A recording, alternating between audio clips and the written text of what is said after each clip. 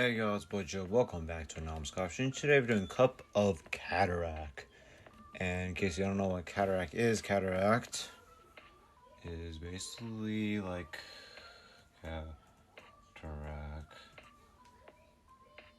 meeting.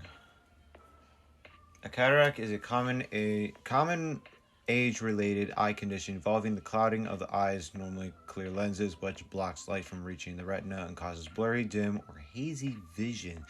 It occurs when proteins in the lens clump together, often causing sensitivity to light, glare, and faded colors. That's what cataracts are. Now, outside of that, I'd like to give a shout out to Kalinka Vladislav for finding this and adding this to the spreadsheet I'm using, and do this on September 16th. There is not a name for this, so we're going in head first. Here we go. I have no idea what I'm getting myself into. We're going for it. Gross. It's thick, like lukewarm chalk water. My eyes sting the moment I swallow. Cataracts.